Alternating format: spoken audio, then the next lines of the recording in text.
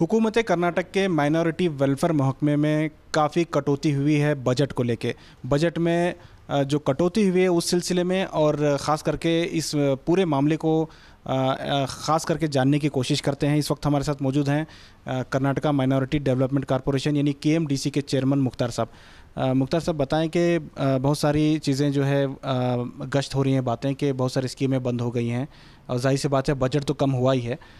तो हम जानना चाह रहे हैं कि क्या आखिर कितना बजट कम हुआ है और ख़ास करके आपका जो डिपार्टमेंट है KMDC, इसमें कितने स्कीमें ऑन हैं और कितने ऑफ हुए हैं।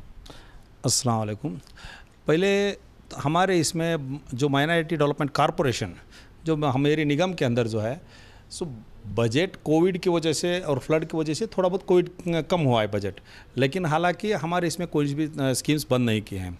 हालांकि लास्ट ईयर के बदले में आप देखेंगे तो हमारा क्या है कि लास्ट ईयर हम लोग अरीवू जो हमारा एक बहुत बड़ा एक स्कीम चलता है एजुकेशन के लिए, एजुकेशन लोन देना है, इसके लिए हमारी जो माइनॉरिटी तबका है उसके लिए सबको देने के लिए जो वो इसके अंदर जो हम लोग टारगेट था हमारा 92 करोड़ रुपीस, लेकिन 92 करोड़ के बदले में अब तक हम लोग 2019 और 2020 तक का यानी कि लास्ट ईयर का जो बजट के हिसाब से हम लोग 168 करोड़ रुपीस का रिलीज़ कर चुके हैं। यानी कि हमारे पास बजट का हम लोग अलोकेट करे थे 92 करोड़ का, लेकिन हम लोग उतना दिए। अभी भी मेरे पास 26 करोड़ का देने का बाकी है, यानी कि 188 करोड़ तक भी जाने वाला है। ये तक वहाँ तक भी हमारे एप्लीकेशन है, उसे भी दे रहे हैं हम लोग, किसी को भी कटौती नहीं कर रहे, दे रहे हैं। यानी अब रिव्यू के बाद में कौन सी स्कीम है आपके पास, कब अनाउंस होने वाली है स्कीमें, कैसे अप्लाई कीजिए? अभी नेक्स्ट जो अभी था इस बार का जो है लास्ट ईयर के बजट्स के सब भी हम लोग रिलीज कर रहे हैं। इस बार का हम लोग CET से तो और नीट्स के तहत से एजुकेशन के लोन के लिए हम लोग एप्लीकेशन बुलाए थे। अक्टूबर जो नवंबर अभी इसमें सितंबर 2 तारीख से 18 तारीख तक हमारे एप्लीकेशन लेना था, वो ले लिए हम लोग। लेके अब लोग अभी स्कूटनी करके हम लोग उनको देना काम चालू है। उसके अलावा हमारे यहाँ पे माइक्रो लोन बोल के जो एक चल रहा था, वो जो 10 आदमी से 20 आदमी तक का चलने का स्कीम था, उसे अभी हम लोगों ने वैयक्तिक माइक्रो लोन बोल के करा है। वो जो इंडिविजुअल माइक्रो लोन वो अभी 23 करोड़ रुपीस उसके लिए रखा है, यानी कि 23,000 लोगों के लिए 10,000 रुपया पर हेड देना है। उसके अंदर 10,000 रुपये के अंदर 8,000 रुपये लोन है और 2,000 सब्सिडी है। ये स्कीम भी है। अभी उसके लिए वेबसाइट जो हम लोग ने नया एक वेबसाइट बनाया है, उसके अंदर वेबसाइट के अंदर वो जो उसके अंदर डॉक्यूमेंटेशन सबमिट करना है। सिर्फ बहुत डॉक्यूमेंटेशन भी नहीं है, क्योंकि इसके अंदर एजेंट्स को कट करें हम सब, एजेंट के थ्रू जाना बोल के नहीं है, किसी के पास फिरना बोल के नहीं, कुछ नहीं है। आप मोबाइल ऐप में ही भी आप उसके डाउनलोड करके कर सकते हैं। उसके अंदर सिर्फ आपको एक आधार कार्ड, BPL का वोटर ID और एक बैंक पासबुक उसका जेरॉक्स और एक फ़ोटो और एक आपका एक सेल्फ अटैचमेंट अटैचड करके मैं ये बिज़नेस करने के लिए चाहता हूँ। क्योंकि कोविड की जैसी बीमारी की वजह से उस टाइम में बहुत से लोगों को ऐसा है कि रास्ते पे बीमार कर रहे थे, और वो बाद में जातरों में ऐसा आप ये बाज़ारों में करने का मेले चलते थे, वहाँ पे काम करने वालों को अभी तो सब कुछ बंद हो चुका है। हालांकि हमारे कर्नाटक सरकार से येडियुरप्पा जी ने, हमारे मुख्यमंत्री BS येडियुरप्पा जी ने और बाद में हमारे प्रधानमंत्री नरेंद्र मोदी जी ने बहुत बढ़िया स्टेप लेकर और लोगों को हर एक उसमें जात पात कुछ भी ना करते हुए, जो माइनॉरिटी मेजॉरिटी कुछ भी नहीं है, सबका साथ सबका विकास सबका विश्वास बोलने के तहत वो हर एक आदमी को जो देना था वो पैसा वहाँ से पहुँचा रहे हैं, वो पहुँच चुका है। लेकिन फिर भी उतना होने के बावजूद अभी लॉकडाउन ओपन होने के बाद में जब बिजनेस करना है तो हमारी माइनॉरिटी तबका जो फ्रूट बेचना चाहता है, तरकारी बेचते रहते हैं, फ्रूट बेचते रहते, फ्लावर बेचता है, तो उनके लिए 10,000 रुपये का देने का एक कोशिश करने के लिए हमारी माइनॉरिटी। ये जो एजुकेशन लोन स्कॉलरशिप है, ये किस तरह से आपकी, जैसे कौन से कोर्स पे, जैसे MBBS है, MBA है, तो ऐसे कोर्सेज़ को अलग अलग फ़ीस रहेगी क्या? आप सिर्फ फ़ीस के लिए स्कॉलरशिप देते हैं? अभी हम लोग इस साल का इसका खास करके इस साल कोविड का जो दौर चल रहा है, तो हमें भी थोड़ी बहुत दिक्कतें आ रही हैं कि फाइनेंशियल इससे हम लोग थोड़ा सा कम हुआ है बजट।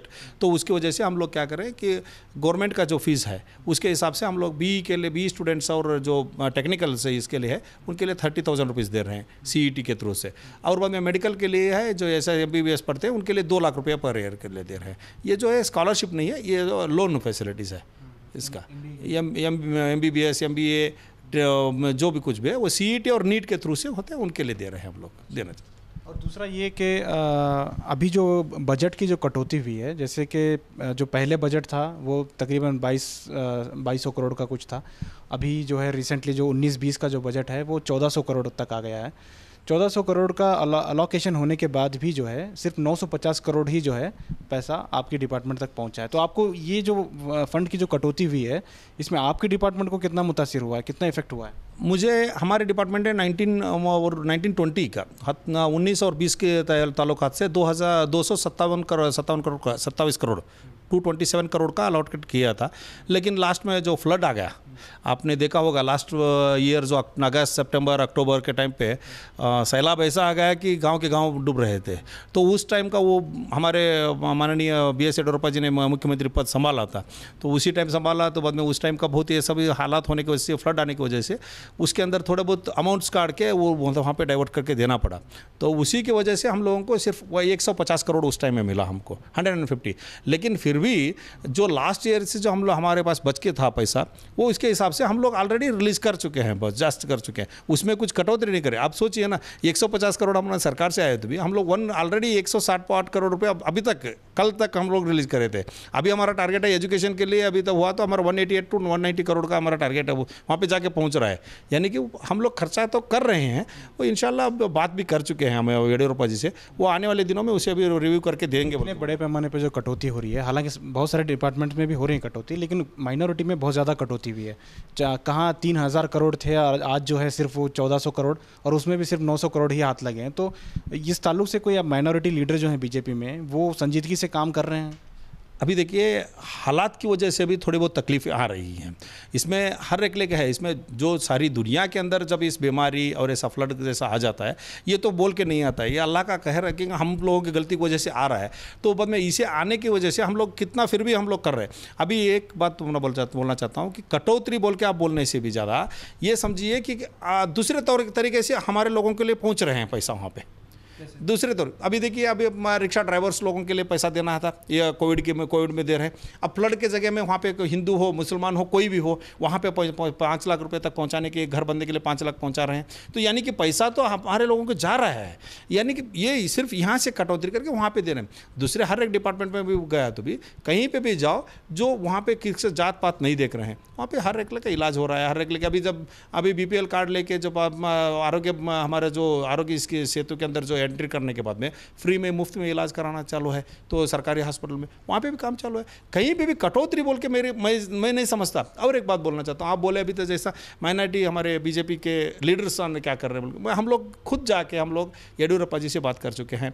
हम लोग बात करने के बाद में सभी हमारे लीडर्स हैं, सभी लोग मिलके गए थे हम लोग, और हमारे श्रीमंत पाटिल जी, माननीय मुख्यमंत्री जी है हमारे, और बाद में हमारे प्रभु चौहान जी, सब लोग मिलके हम लोग जाके भी बात करें। बात करने के बाद में अभी थोड़ी इसमें संभलने के बाद में, दिसंबर के बाद में थोड़ा सा अभी बढ़ा के देंगे बोल के बोला, एडिशनल देता हूँ बोल के बोले से, इंशाल्लाह दुआ कर रहे हैं कि हो सकता है तो मिल जाएगा। क्या जो माइनॉरिटी मिनिस्टर हैं, क्या वो अपने पोर्टफोलियो के लिए तवज्जो दे पा रहे हैं? माइनॉरिटीज़ के जितने भी इदारे हैं, क्या वो एक बार तो विजिट कर रहे हैं? इस ताल्लुक से आपकी बात हुई उनसे? सर 100% बोलता हूँ मैं, हमारे दोनों भी मिनिस्टर, हज एंड वक्फ के मिनिस्टर प्रभु चौहान जी भी हो या चाहे श्रीमंत पाटिल जी भी हो, दोनों भी, आप सोचिए हमारे मिनिस्टर, हम लोग बोलते हैं ना, क्योंकि आप समझेंगे कि मुस्लिम्स नहीं हैं इसके लिए हमारे माइनॉरिटीज़ मिनिस्टर है या नहीं, ऐसा समझेंगे, ऐसा कुछ नहीं है। ये दोनों मिनिस्टर गांव-गांव जा रहे हैं, गांव-गांव विजिट कर रहे हैं। मैं श्रीमंत पाटिल जी के साथ में मैं बहुत से डिस्ट्रिक्ट भी विजिट कर चुका हूँ। मेरे साथ में मैं जाता हूँ, खुद जाके इंटरेस्ट जाके, मैं हमारे कम्युनिटी के इंटरेस्ट के हिसाब से भी मैं जाता हूँ, और मेरा ड्यूटी है, मैं हर एक डिस्ट्रिक्ट में जाता हूँ। हालाँकि श्रीमंत पाटिल साहब बैठ लेके, मेरे साथ भी बैठ लेके डिस्कस करें कि आप सोचेंगे नहीं, मदरसा में अगर सब बच्चे पढ़ रहे हैं तो उनका आगे का भविष्य क्या है। तो इसके लिए उन्होंने सोच के अभी हाल ही में सेंट्रल गवर्नमेंट को जाके उन्होंने एक मेमोरेंडम दे के आए से, क्या बोल के कि हमारे माइनॉरिटीज़ ITI कॉलेजेस ओपन करें। हमारी जो माइनॉरिटी डिपार्टमेंट में है उसके अंदर माइनॉरिटीज ITI कॉलेजेस, उसके अंदर लगभग 60% स्टूडेंट्स जो है माइनॉरिटी से रहना चाहिए, 40% वो जो मिक्सिंग के लिए चल जाता है। तो इस तरह का उनका एक नज़रिया जो बोले। और हालांकि मदरसाओं के लिए खास करके जब हम लोग धारवाड़ में मीटिंग कर रहे थे, और बाद में बागलकोट में मीटिंग कर रहे थे, कोलार में मीटिंग कर रहे थे, बीजापुर में कर रहे थे, और हुबली धारवाड़ में, हुबली के अंदर, और हर कारवार के अंदर भी कर रहे थे। सब जहाँ पे भी जा रहे हैं वहाँ पे जो अंजुमन के इदारे उनका हमारे लोग आते हैं, मदरसा के लोग आके मिलते हैं, उनसे बोल रहे हैं क्या बोल के, आप एक ऐसा मदरसा में चलाते हैं तो सिर्फ मदरसा चलाने से मदरसा का दीन का काम तो चल रहा ही है, वो दीन का काम जब उन्होंने आलिम हो जाते हैं, कुरान शरीफ उनका कंप्लीट हो जाता है, उन्होंने आलिम बन जाते हैं, आलिम बनने के बाद में हर एक ले जाके इसमें मस्जिद में इमामत करना बोले तो उतने मस्जिदें नहीं रहती। हालांकि आगे के दिनों में उन्होंने क्या करना चाहिए, उसके लिए सोच के उन्होंने क्या बोला, नहीं आप एक ऐसा सिलेबस रेडी करने के लिए आप भी हमारे साथ में आ जाओ कि आप बोलो कि कौन सा सिलेबस कैसा करना चाहिए बोल के उनको ट्रेनिंग कैंप से चलाना चाहिए। उस तरह उनके अगले की ज़िंदगी के बारे में बहुत सोच रहे हैं। अच्छा, आखिरी सवाल मेरा ये कि अब आने वाले स्कीम कौन से अनाउंस होने वाले हैं आपके, किस तरह से उसे अप्लाई किया जाए, किन लोगों को ये अप्लाई करना चाहिए? देखिए हमारे यहाँ पे जो अभी मैं बोल रहा हूँ ना, बड़ा स्कीम जो मैं अनाउंसमेंट कर रहा हूँ, माइक्रो लोन जो है, वैयक्तिक micro loan, individually micro loan है, उसके लिए हम 23 करोड़ रुपीस का इस साल के लिए रखें, वो 23,000 लोगों के लिए जा रहा है। सो ऑनलाइन एप्लीकेशंस बुला रहे हैं, तकरीबन 1-2-4 दिन के अंदर वो NIC से अप्रूव होकर आ गया तो हमारा काम चालू हो जाएगा। उसके अंदर लोग अपने खुद अप्लाई भरना है और बाद में अप्लाई भरने के बाद में हम लोग यहाँ पे लेके वो सिर्फ कंप्यूटराइज में, हम लोग किसी की भी उसके अंदर हस्तक्षेप नहीं है, कंप्यूटराइज के अंदर वो ड्रा होगी, जिसका नाम आएगा उसके लिए अकाउंट पे हम लोग डायरेक्टली अकाउंट नंबर पे डालने वाले हैं, वो पैसा डालने वाले हैं। ये एक स्कीम है। इसके अलावा टैक्सी स्कीम जो है, अभी हमारी 3 लाख रुपए का हम लोग सब्सिडी दे रहे थे इतने दिन तक, उसके लिए हम लोग क्या करें कि कोविड की जैसी बीमारी में टैक्सी टूरिज्म चलना इस साल के लिए ज़रा मुनासिब नहीं हो रहा है, क्योंकि टूरिस्ट में नहीं जा रहे, तो वो लोग किस्त भरना बचना मुश्किल हो रहा है उनको बैंक को जाके। तो हम लोग वो छोटे व्यापारियों के लिए खास करके एक 3 लाख रुपए का एक ऑटो रिक्शा ले लिए, तो गुड्स रिक्शा ले लिए, तो उसके लिए उनको वो काम चला सकते हैं। तो 3 लाख के लिए 1/4 अमाउंट भरने के लिए 75,000 चाहिए, वो हम लोग दे रहे हैं। 75,000 हम दे के, सब्सिडी है, इट्स अ टोटल फ्री। तो वो एक तकरीबन हमारे यहाँ पे 683 यानी कि लगभग 700 तक भी हम लोग ऑल ओवर स्टेट में हम लोग वो देने की वादा कर रहे हैं, और उसका हम लोग बनाए अपकमिंग अभी 8 दिन के अंदर हम लोग एप्लीकेशन स्टार्ट हो रहे हैं। वो भी ऑनलाइन में एप्लीकेशन डालना है, सब लोग एप्लीकेशन डालने के बाद में वो स्क्रूटनी करके जैसे उनका ये आ जाता है, डॉक्यूमेंटेशन आ जाते हैं, वैसा वैसा रिलीज करते जाएंगे। इसमें जो एप्लीकेशन डालना है, इसमें MLA का रिकमेंडेशन भी होता है क्या? देखिए एक है कि इसके अंदर 3 हंत हम लोग कर चुके हैं। एक MLA का डॉक्यूमेंटेशन, MLA का हंत उनका जो अप्रूव देने के लिए हमारे श्रम शक्ति लोन है और गंगा कल्याण का है, और बाद में हमारे यहाँ पे जो इसके लिए टैक्सी के लिए है, वो सभी MLA के लिए वो जो सैंक्शन करना है रिकमेंडेशन। बाकी के DC और हमारे CO साहब जो झड़पी के CO उन्होंने करते हैं। तो ये कॉन्स्टिट्यूंसी वाइज जो है कोटा होता है इसका? कोटा कॉन्स्टिट्यूंसी वाइज होता है, और हालांकि हमारे यहाँ पे ऐसा है कि वहाँ पे लोग कितने हैं, हमारे जनसंख्या के आधार पर हम लोग भी काम कर रहे हैं। ये हालांकि आपको माइक्रो का ऐसा चल रहा है, हर एक गाँव और हर एक खेड़ा करिया जो रहता है वहाँ तक BBMP वार्ड में से जाके हर एक गली तक पहुँचना चाहिए, एक आदमी को पहुंचना चाहिए स्कीम। उस तरह का हम काम करने की कोशिश करके कर रहे हैं इंशाल्लाह। बहुत बहुत शुक्रिया। तो ये थे मुख्तार अहमद साहब जो KMDC के चेयरमैन हैं, और इनकी ख्वाहिश है कि गांव-गांव तक, देहातों तक जो है KMDC का जो फ़ायदा है वो लोगों तक पहुंचे, और इसीलिए वो नई स्कीमें भी जो है जारी कर रहे हैं। ख़ास करके जो छोटे माइक्रो लोन की जो बात कर रहे हैं वो डायरेक्ट लोगों तक पहुंचाने की इनकी कोशिश है। बहरहाल कैमरा पर्सन समीर के साथ शाहिद काजी, बेंगलुरु।